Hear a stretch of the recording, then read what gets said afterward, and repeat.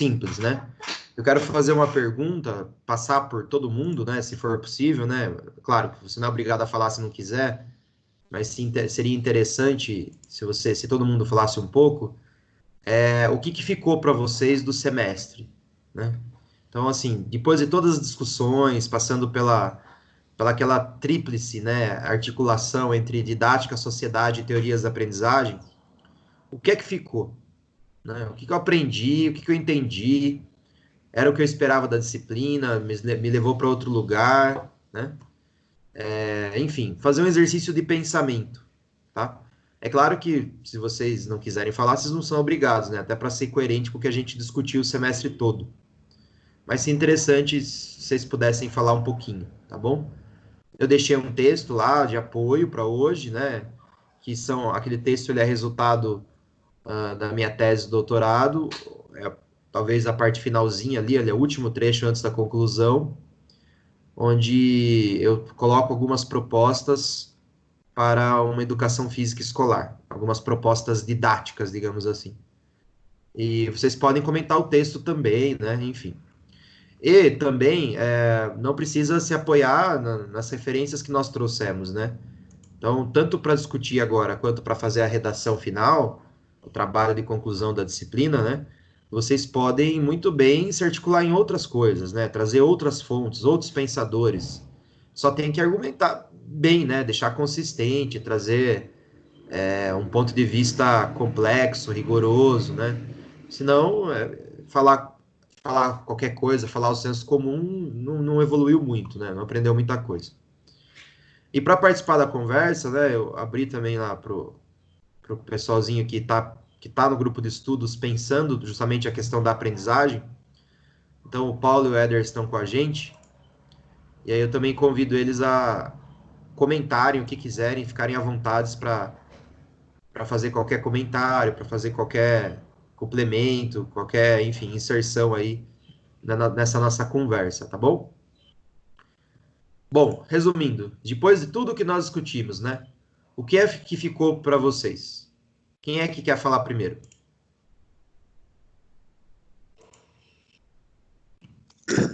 Professor, posso começar falando? Claro, manda bala. Primeiro, respondendo a pergunta, tipo assim, a matéria foi um pouco diferente do que eu pensei que seria. Eu pensei que, tipo assim, tanto que eu até comentei com o Igor nas primeiras aulas, que nas primeiras aulas você já comentou, não vai ser, não vou apresentar, tipo assim, uma maneira certa de como dar aula. Eu pensei que era justamente isso que a matéria ia falar.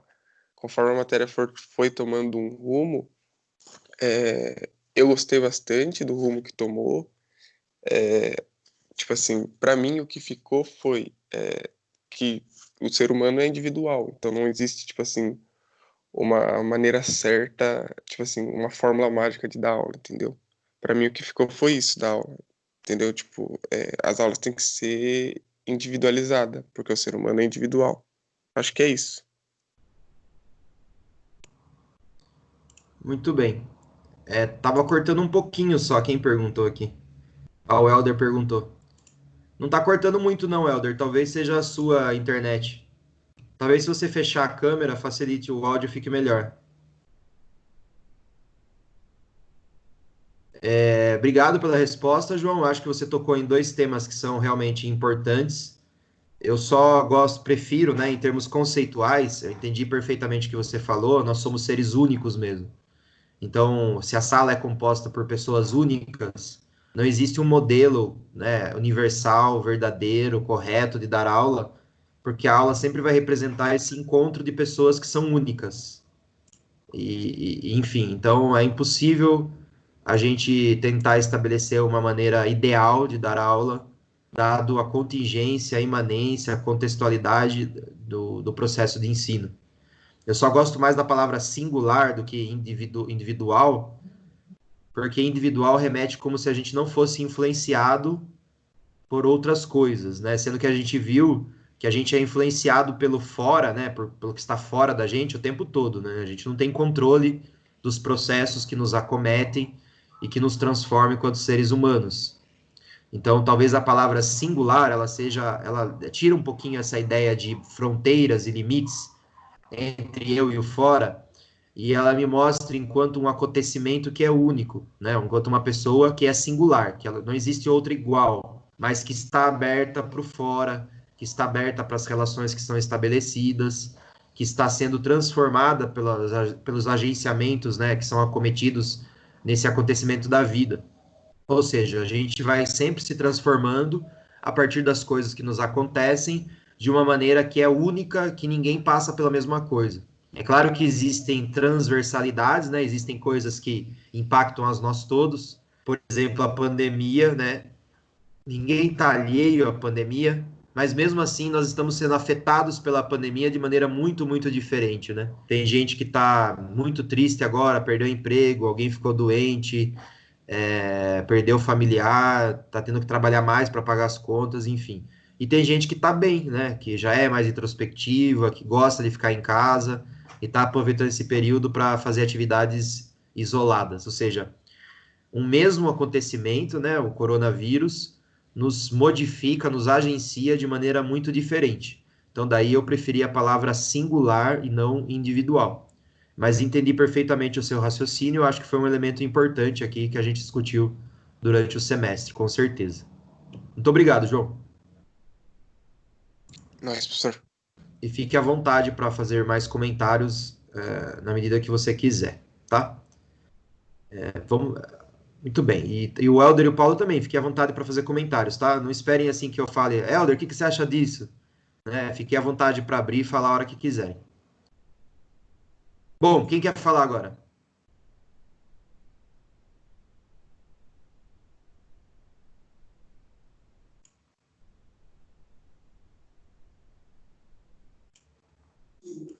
Oi, Rubens.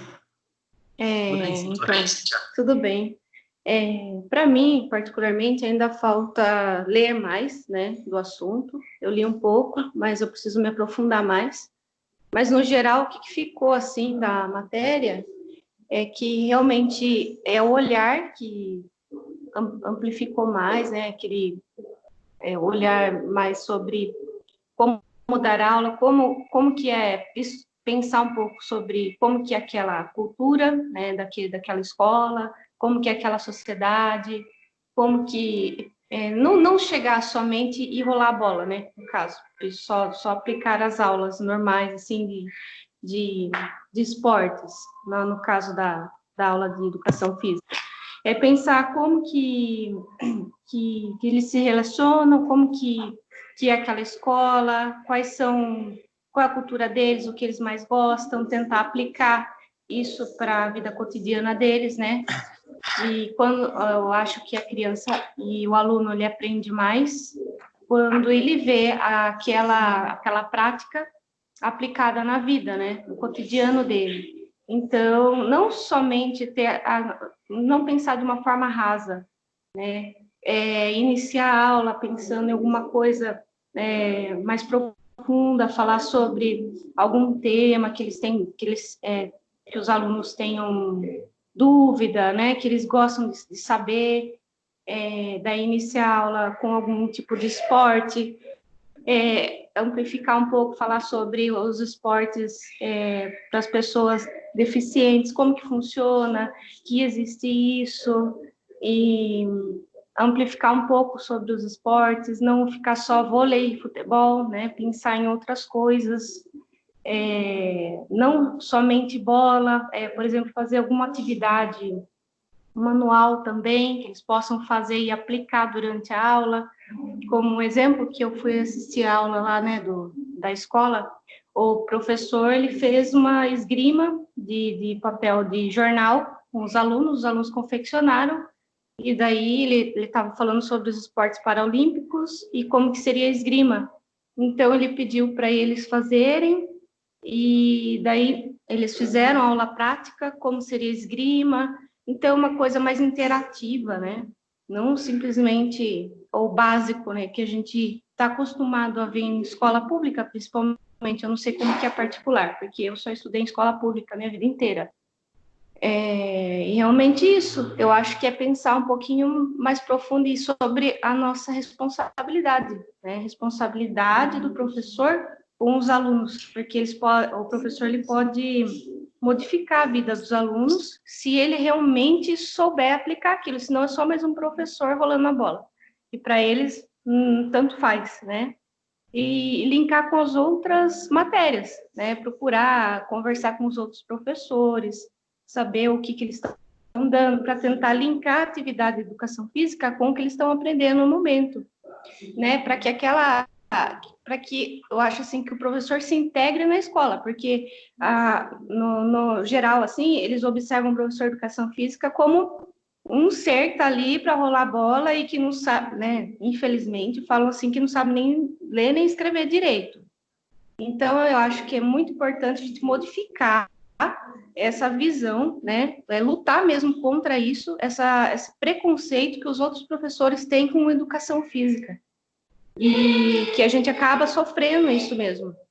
Eu mesmo, quando comecei a educação física, eu falei para uma pessoa da família que eu estava fazendo, falei que eu estava tendo aula de interpretação de texto, ela falou, mas para que educação física? Não precisa disso? Falei, claro que precisa. Então, ela só representou o que a maioria das pessoas pensam sobre educação física. E que não foi à toa também, né? Foi uma coisa construída. Porque muita gente de educação física, muito professor de educação física passou isso mesmo, de verdade. Então, esse preconceito não surgiu à toa. Eu acho que a disciplina de didática ela está vindo para modificar tudo isso. E quem tem interesse em levar a sério mesmo e aplicar isso, vai começar a fazer diferença no mercado. Eu acho que é por aí mesmo, né? Eu acho que é essa visão que traz a educação física, a didática. Muito bem, Cíntia. Acho que eu estou tendo retorno aí. Oi? Eu estava tendo um retorno, eu estava me escutando, mas já passou já. Tá.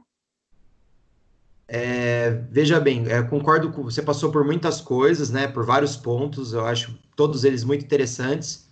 Concordo com quase tudo que você falou. Eu vou pegar 2 pontinhos só para dar uma comentada e uma aprofundada para o pessoal.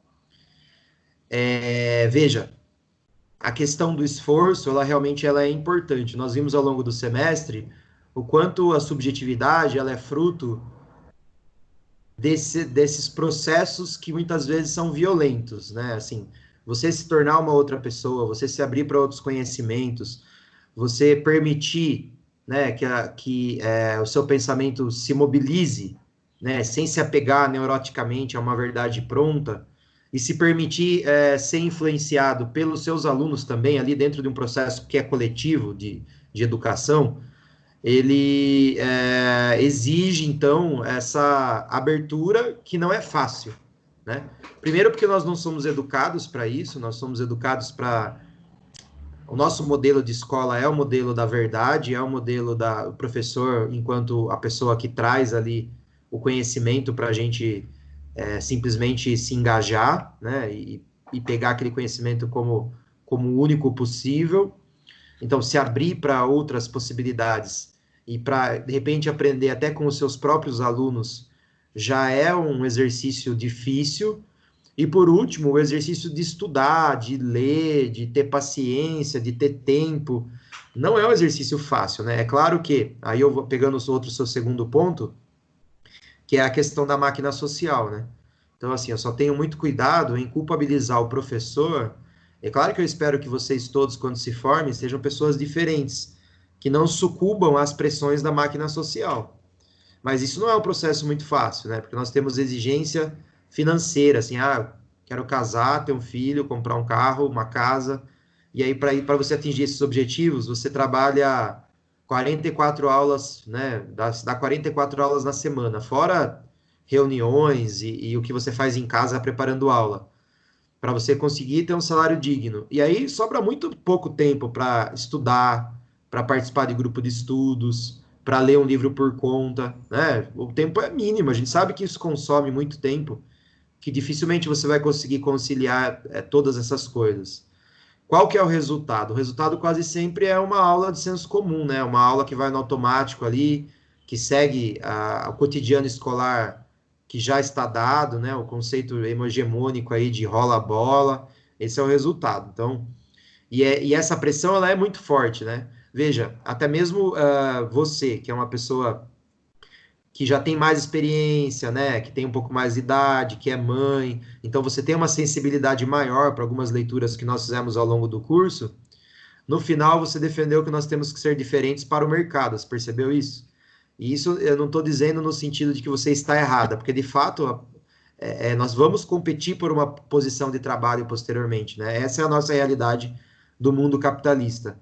É só para exemplificar o quanto essa pressão da máquina social ela vai nos impondo certas formas de pensar, ser, existir, que automaticamente influenciam a nossa docência. Então, para ser um professor que tenha um real impacto na vida dos alunos, eu tenho que ter uma sensibilidade, e essa sensibilidade muitas vezes ela está escondida, né? Ou ela está nublada por uma pressão social, por desempenho, por status, por dinheiro, ou simplesmente para pagar as contas, né? Não estou nem dizendo que todo mundo é consumista e ambicioso, né? E quer ficar rico.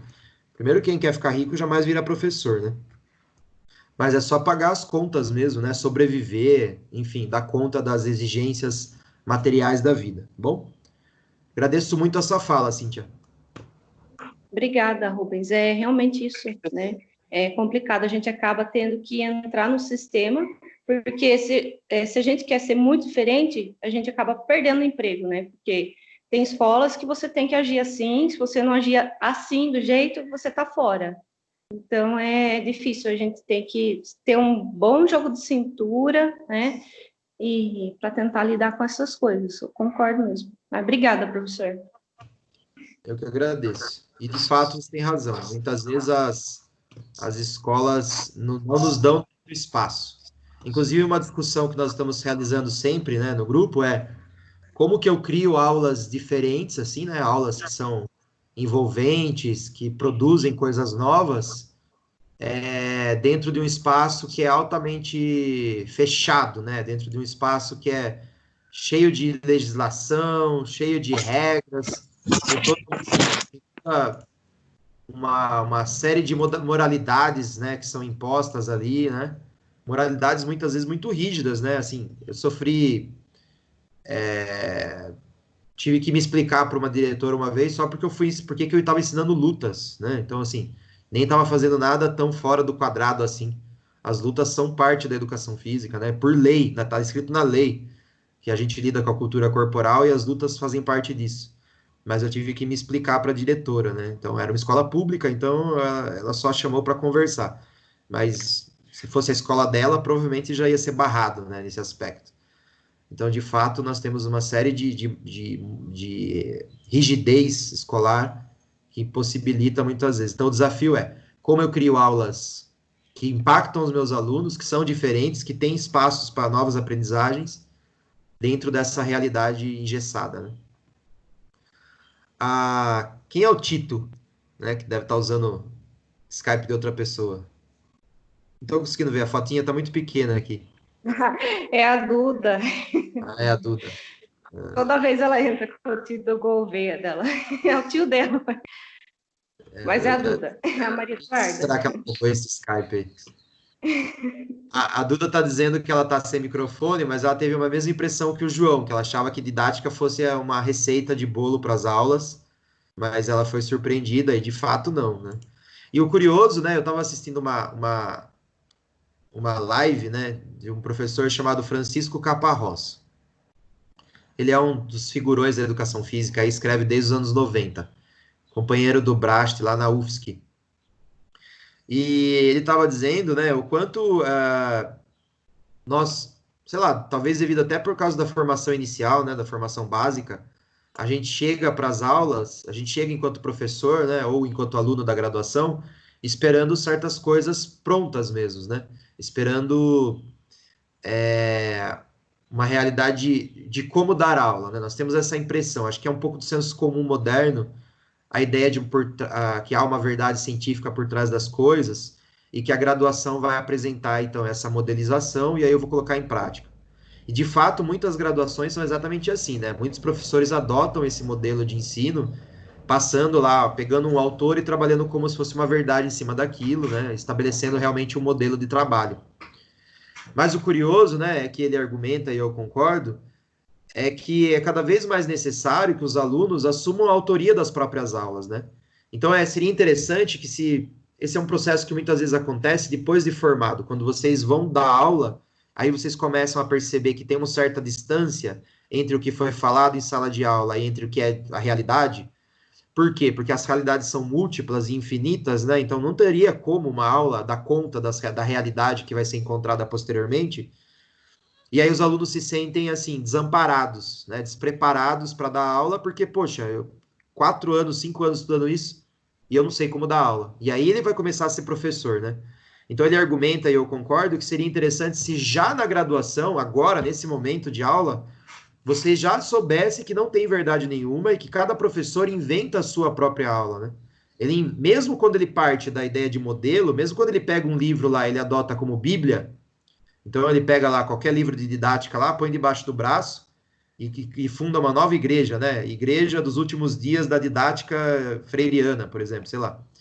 Mesmo o professor que faz isso, quando ele vai colocar em prática, não deixa de ser uma invenção, uma interpretação de como ele entendeu aquele livro e como aquilo se articula com o contexto de aula que ele está dando, né? Então, nunca as coisas são exatamente como está no livro, tá? Mesmo aquele professor doutrinário, sectário, fanático, ele acaba criando a sua interpretação daquilo, né? Na sua articulação com aqueles alunos, com aquela escola, naquele dia, com aquele material, com aquele objetivo, diante das coisas acontecendo daquele jeito. A aula é sempre um acontecimento, algo não previsível, né? Algo não controlável. Então, que bom seria se a graduação já dissesse para vocês assim, ó, não tem modelo, tá? Não tem forma, não tem segredo. O que nós temos são ferramentas. Cada autor apresenta as suas, você escolhe as suas ferramentas e você vai para o trabalho, né? Então, assim como a aula tem que funcionar, igual o mecânico bota o carro para funcionar, né? Então, o mecânico tem lá as ferramentas dele e os métodos dele, e o outro mecânico trabalha de uma outra forma, né? Porque os carros também são outros, e assim vai sempre nessa imanência. Bom,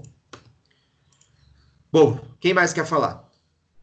Temos poucas pessoas hoje, né? Tô sentindo falta da galera, inclusive da Maria, que a Maria sempre tá junto com a gente, comentando um monte. Sumiu hoje. Rubens, a Maria, ela ligou o Skype dela pelo computador e deu tela azul. Toda vez que acontece isso, ela pediu para avisar. Acho que ela deve estar tentando reiniciar de novo lá. Ok. Que pena. Ela gosta de falar. Bom, vamos escolher outra aqui. A primeira da lista é a Bia. Que tal, Bia? Você dá uma palhinha pra gente?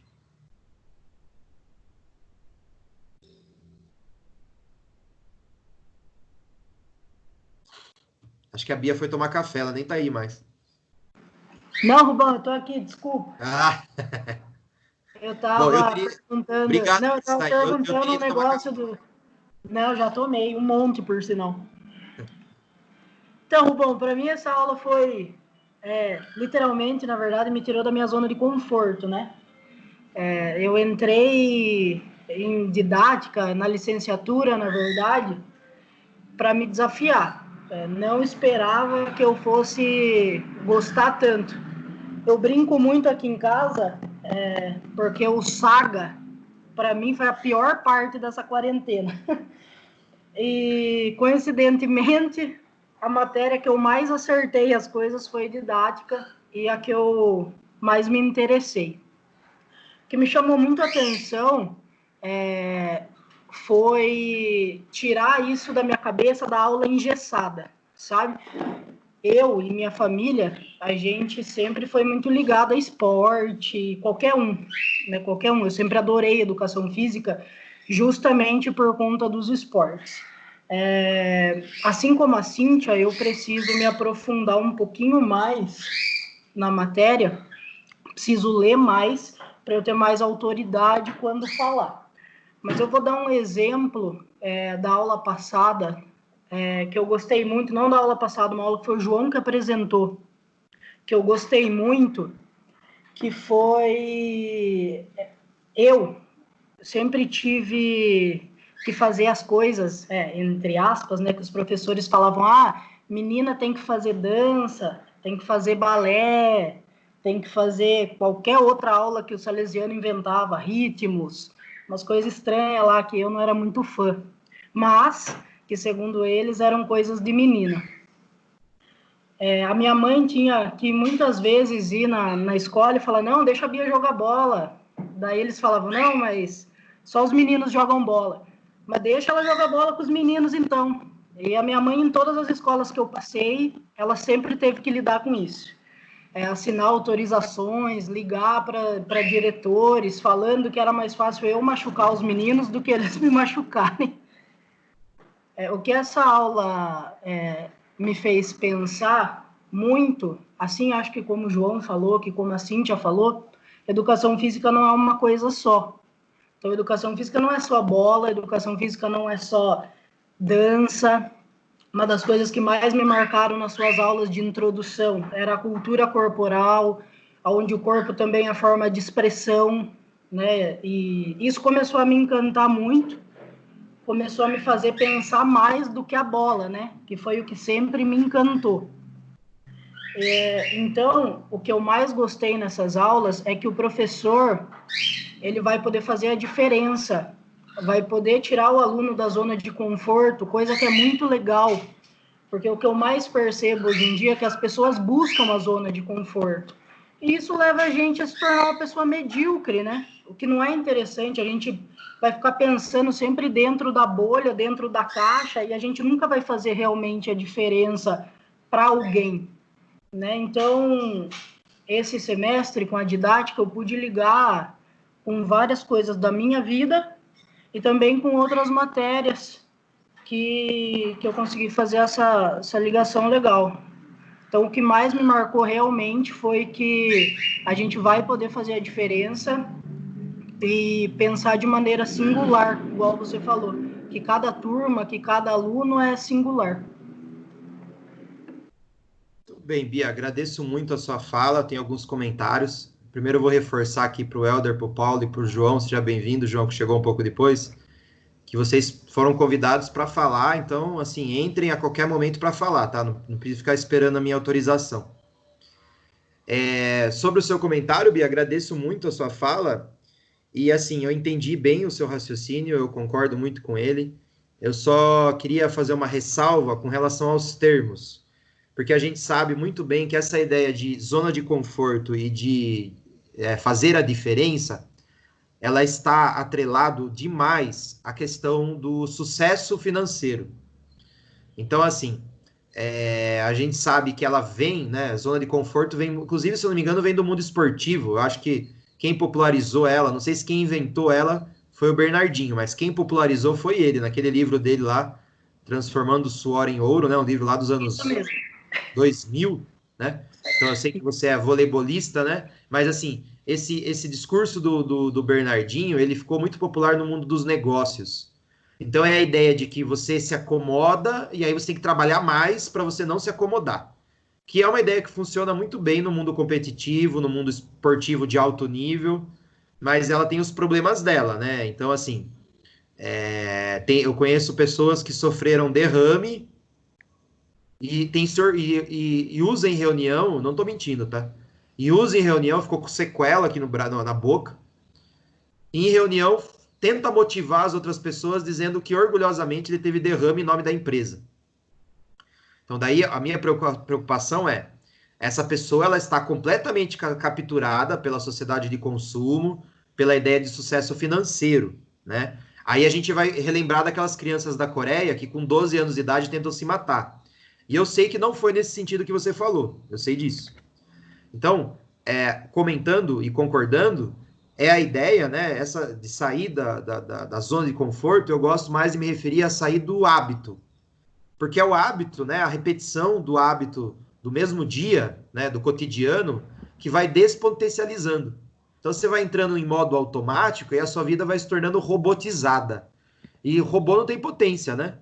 Então, assim, como é que você vai ter uma aula que afete as pessoas, que as pessoas se envolvam, que elas gostem da sua aula, se você não tem tesão nenhum em estar ali?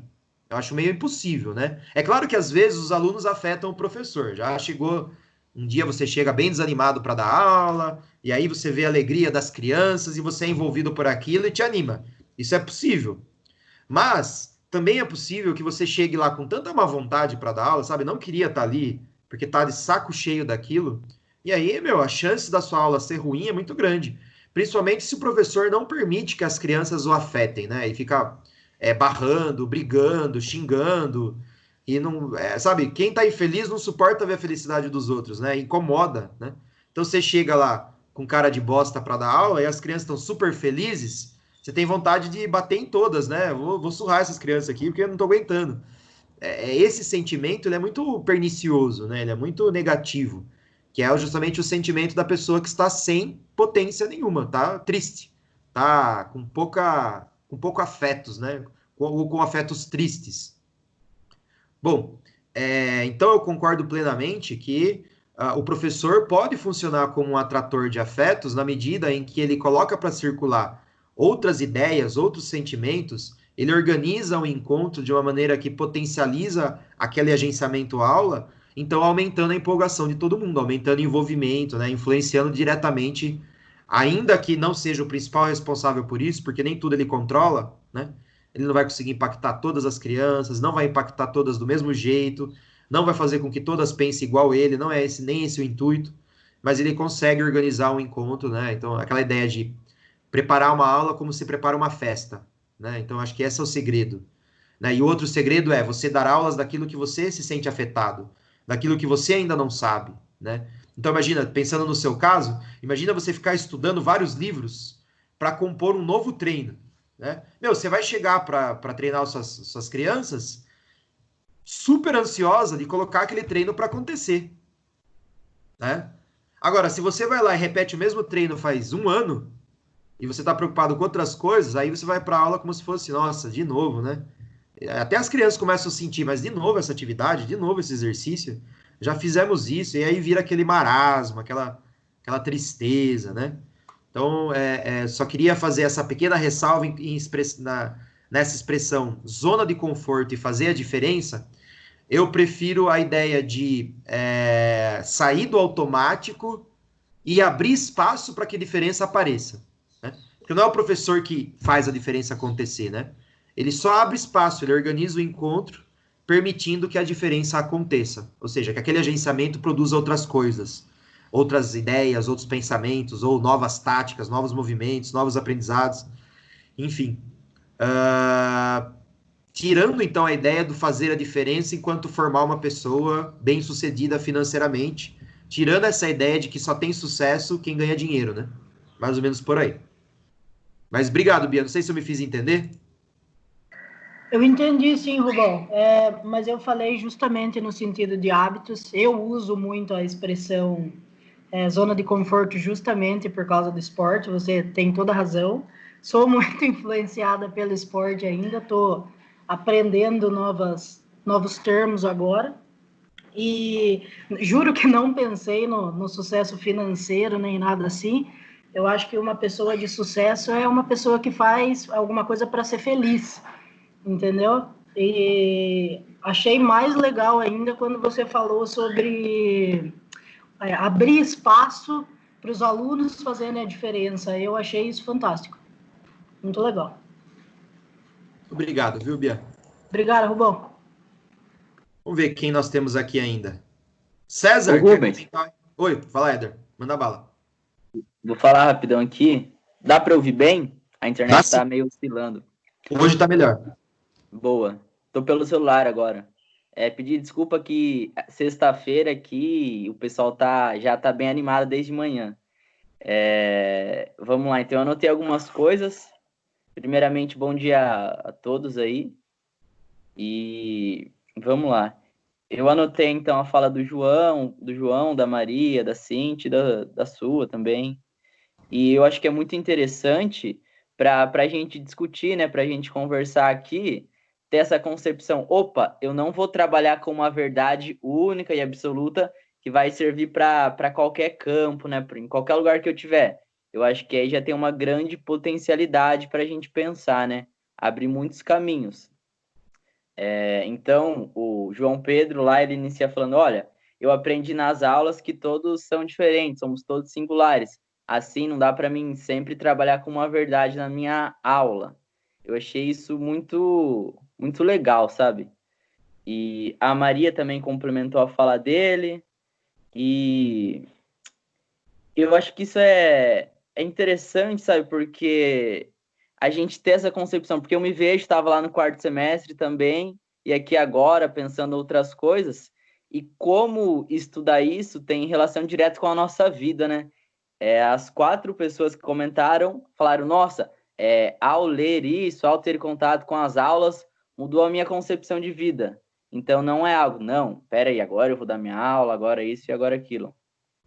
E eu só vou convidar aqui também para a gente pensar que, além desses princípios e pode chamar de procedimentos, pistas, também um convite de um modo possível de se fazer, né? Então, não tá apresentando ideias ali, trilhando caminhos, mas olha, não tá só criticando, mas olha, dá para ir por esse lado aqui, ó, dá para ir experimentando, dá para ir fazendo junto com os alunos, e como isso não se fecha só ao âmbito escolar, né? Eu acho que vocês já falaram disso nas aulas, mas quando a pessoa puxa para sua vida, puxa para o esporte, puxa para a luta, fala, opa, não é só no âmbito escolar. E é legal também, na fala da Cíntia lá, ela fala, olha, fazendo uma tradução na fala dela, né? Olha, às vezes a gente entra numa escola e já tem algo certo para se fazer, né? Um certo procedimento, um certo método e tudo mais. Mas é a ideia que ela coloca, olha, é trabalhar com estratégias, né? Vamos falar, a gente tem que entrar na máquina para sabotar, né? Para criar. Então, às vezes é reproduzir algo, mas em atividades menores ali falar, olha, isso daqui eu tô dando essa atividade porque vai ser legal para as crianças, não só ficar repetindo e reproduzindo. Eu acho que era mais ou menos isso aí para falar e passar a bola agora. Rubens, posso falar já na cola do Helder? Claro, manda bala. Eu anotei algumas coisas. Fazer a diferença. Uma das coisas mais assim, penosas para a ciência ou para quem pesquisa é que a diferença está sendo feita além da nossa consciência, ou seja, antes da gente mesmo se questionar o que é a diferença já está acontecendo, né? É mais ou menos uma relação de sofrimento, né? Você fala, poxa, o que eu posso fazer de diferente? Mas as crianças, os adolescentes, os adultos, os seus alunos, os seus pacientes, sei lá, os seus clientes, eles já estão fazendo a diferença, né? Uma aula, um contato entre os corpos já é a diferença. Eu acho que essa ideia de pensar a diferença, ela é interessante. É mais pensar a diferença nessa perspectiva da qual estamos conversando do que fazer a diferença, né? E nesse sentido, eu vou agregar também a fala do Rubens, que ele falou assim, algumas vezes a gente não consegue estudar, a gente não consegue entrar em grupo de estudos, mas o que essa base teórica ainda esses conceitos abraçam muito é que a prática do professor em sala de aula, ela é um estudo, o professor é um pesquisador, né? E quando nós estamos abertos a essas sensibilidades à diferença, quando nós pensamos a diferença e não estamos nos preocupando em fazer a diferença, né? Lógico que em alguns momentos é preciso pensar o que fazer diferente, mas o que eu quero dizer é que a própria prática de aula, na sala de musculação, aonde você estiver, se você estiver aberto à diferença, aberto àquilo que em algum momento você se estranha, e você pensar um pouco naquilo, né? Poxa, o que aconteceu? Como eu posso conversar com aquela pessoa? Isso já está fazendo, ao meu ver, isso é uma pesquisa. Isso é um estudo, né? Algumas vezes a gente pensa que estudo está atrelado a grupo de estudo, aí no grupo de estudo, está lendo um livro. E algumas vezes nós nos pegamos estudando ou filosofando, é uma pré-filosofia ainda, né? Nas práticas diárias mesmo. Só para, por exemplo, trazer um pouco para nós mesmos, para perto de nós, do nosso cotidiano, as nossas falas, a nossa conversa. Porque acho que vou perguntar aqui para vocês, muitos de vocês também, ao ver o Rubens conversando, falando, apresentando a filosofia da diferença, relações sociais e tudo mais, e a didática, falaram, poxa, eu fiz isso, nossa, isso me lembrou de um caso, e eu agi desse jeito, foi muito legal, isso me lembrou da minha escola. Isso é uma atitude, eu acho que uma participação pré-filosófica, ou seja, nós estamos movimentando o nosso pensamento com as nossas práticas, né? E sentindo a diferença. Mas pensando com a diferença e não tentando fazer a diferença, né? Não estou aqui abominando o intuito de fazer a diferença, mas sim tentando relaxar um pouco esse peso de que pesquisa, estudo, seja pegar um livro e ir lá no grupo de estudo, talvez nós tenhamos isso um pouco com nós mesmos nas nossas práticas. Outro ponto é sociedade e coletivo, né? Tem uma diferença. A nossa sala, a faculdade FEFISO, ela é uma sociedade, né? Acho que o Rubão deve ter apresentado muito isso. É a nossa sociedade. A sociedade tem grupos, tem regras, tem normas, e nós participamos ali.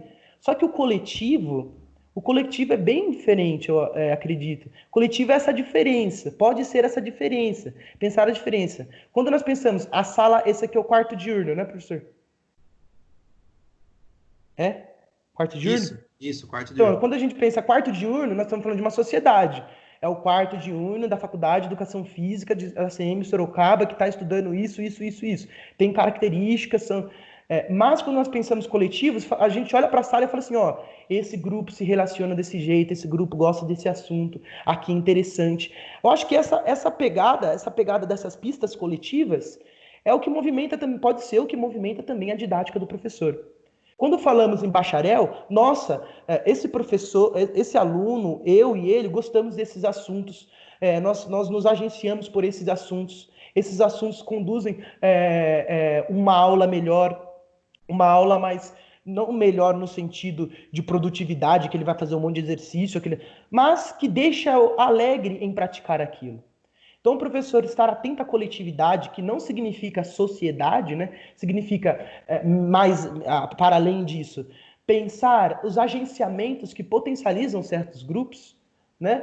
Acho que isso é interessante. Acho que isso é estar aberto à sensibilidade do coletivo e não da sociedade. Não sei se o Rubens comentou isso. E eu gostei da ideia do Helder, que ele lançou aqui, e eu vou problematizar mais, que é o convite. Não se trata de uma coisa que mas é um convite, né, Helder, de você estar pensando, não pensando com. Isso que talvez a filosofia da diferença possa nos ensinar. Convites para pensar. E o último, por último, eu prometo que essa última, está muito atrelado à identidade do professor de educação física, que ele faz as pessoas se movimentarem. E algumas vezes é bem o contrário. Ele se pergunta por que as pessoas não estão se movimentando. E algumas vezes, não se movimentar, talvez seja um movimento. Às vezes seja uma atividade do pensamento, do corpo, uma expressão do corpo. Você chega na sua aula, ninguém quer ir para a quadra, ou ninguém está querendo fazer uma certa atividade. Então, pera lá, não vamos nos movimentar. Vamos pensar aqui, produzir outro tipo de movimento. Pensar ainda esse movimento do corpo, essa motricidade. O Manuel Sérgio tem um texto muito interessante, que é do Perspectivas para a Educação Física no século XXI, e ele fala, a educação física pensa não o movimento do corpo, mas uma vez o não movimento, porque as pessoas não estão se movimentando, né? E talvez esse não movimento seja alguma coisa também, né? Chegar à sala, produzir outros movimentos que possam ser parte da didática, né? Esse contramovimento, professor, que você falou bem do professor. Essa palavra é interessante, contramovimento. Professor de educação física tem que falar sobre tais tipos de movimento a todo momento. Falar sobre futebol, o que eu vejo bastante isso, falar sobre que é Olimpíadas, o que é isso, o que é aquilo, determinar as coisas, mas também existe também um contramovimento, né, que eu acho que aqui as pessoas não estão querendo fazer, ou que eles querem comentar alguma coisa. Com jovem é muito isso, né? Você vai ter uma ideia lá e o cara fala, não quero fazer, mano. Não quero. Ou tô pensando em outra coisa, eu tenho outra ideia. Eu acho que pensar o contramovimento também faz parte dessa condução do professor de educação física, seja qual for o espaço de atuação dele. Terminei aqui. Muito bem, Paulo, muito obrigado. Agradeço muito sua fala. E concordo com várias ideias. Dando sequência aqui, falta o César e a Stephanie. Vocês querem falar alguma coisa?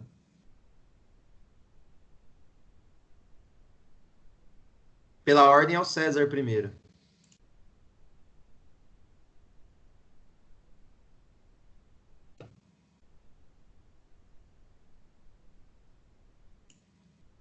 Não, professor. Não quero falar.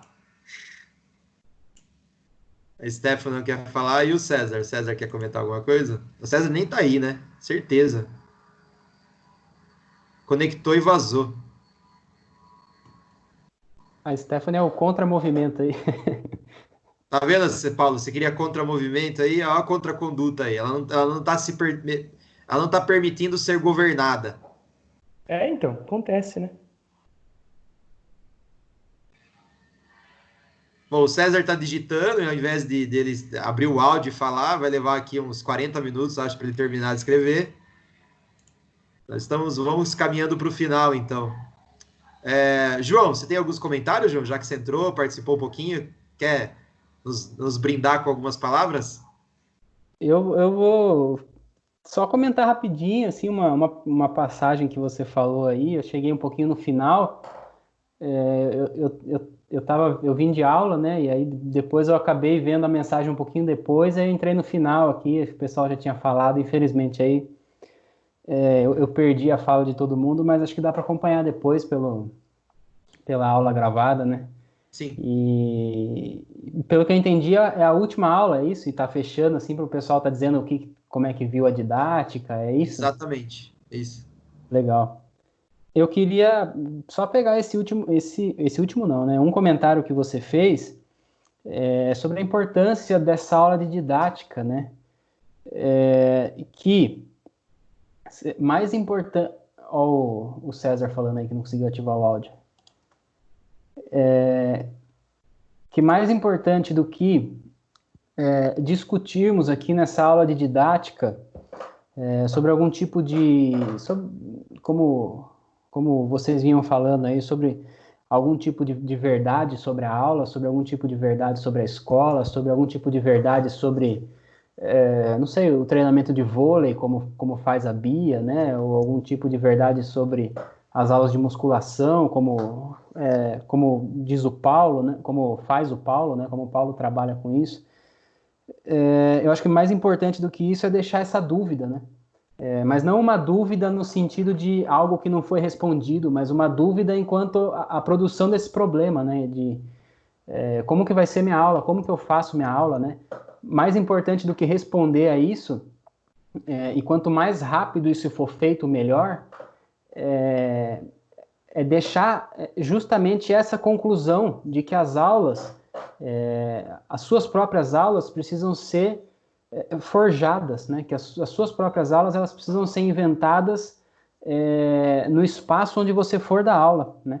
Porque eu tive uma didática bem diferente, né? E eu gostaria de ter acompanhado essa discussão para ter entrado em contato com isso, para ter alguém que me dissesse assim, olha, as aulas não vão acontecer do jeito que você acredita, as aulas não vão acontecer do jeito que você está pensando. Cada aula vai ser diferente, cada lugar vai ser diferente. E de certa forma você, enquanto professor, vai precisar aprender a conviver com essa incerteza e com essa ansiedade das aulas, né? E quanto mais cedo eu tivesse entrado em contato com isso, talvez menos eu tivesse tido problemas quando eu saí da faculdade, né? Quando eu encontrei lá minhas aulas, o chão da escola, quando eu encontrei aquele espaço, né? E aí é a história que grande parte de vocês já sabe. E aí eu acho que é isso que ficava, assim, um comentário bastante simples meu, assim, no sentido de que se é uma verdade que alguém quer, né, se é uma conclusão que alguém quer, trago-vos a verdade, então. A verdade é que ninguém sabe direito como dar aula, ninguém sabe exatamente o que está fazendo, ninguém sabe aonde vai chegar. Porque justamente nós estamos trabalhando com várias possibilidades, nós estamos trabalhando com singularidades, né? Nós estamos trabalhando com a multiplicidade. E você vai chegar na escola, tem gente que tá atento ao que você está falando, tem gente que não, tem gente que faz, tem gente que não, tem gente que te mostra alguma coisa, tem gente que não, e nem por isso eles não aprenderam nada sobre aquilo. Talvez em uma aula eles tenham alguma ideia, eles te falem o que aconteceu e você acha muito bacana, tem vezes que você pode ser surpreendido. Ou então a Bia, ela vai treinar as pessoas no vôlei e ela não sabe como que vai ser num jogo, como que vai ser num treino, como que vai ser em algum outro espaço, sabe? Então, eu acho que se fica alguma coisa, é essa grande conclusão, de que as coisas não terão um fim último, que nós não teremos conclusões específicas e que nós precisaremos trabalhar e aprender a lidar com essa grande dose de incerteza sobre como as coisas funcionam, né?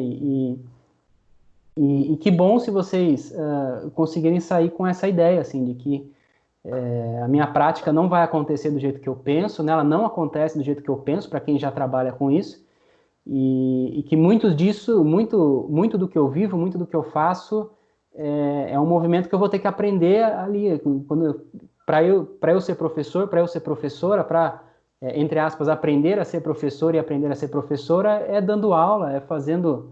É ali no meio, e vai ser difícil, vai ser demorado, vai ser penoso, né? E vai ser sempre assim, porque não chegaremos a grandes conclusões com isso, né? Então, acho que essa a minha ideia, assim, que fica de didática, assim, que eu acho que é fundamental que a gente converse sobre isso. Assim. Concordo com tudo, acho realmente importante. Não que eu ache que o susto do primeiro dia de aula possa ser evitado, mas pelo menos pode ser avisado, né? Ó, você vai sofrer um baque, beleza? Vai lá, você vai se sentir bem assustadão mesmo, é assim mesmo. Talvez um recadinho assim já ajude bastante, né?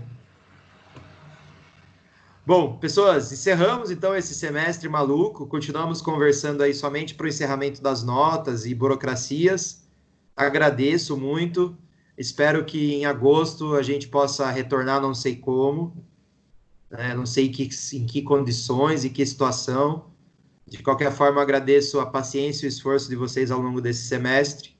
Se precisar de qualquer apoio aí para a reta final, entre em contato. E agradecer também aos 3 que adentraram aí para essa conversa. Obrigado pela participação. Acho que foi, dentro das possibilidades, foi um bom semestre. Bom? Desejo que se cuidem e que aproveitem bem as férias depois que entregarem o trabalho. Tá? Tchau, pessoal. Tchau, tchau. Até mais. Valeu, pessoal. Aquele abraço. Tchau, falou, valeu. Tchau, meninos. Obrigado. Valeu.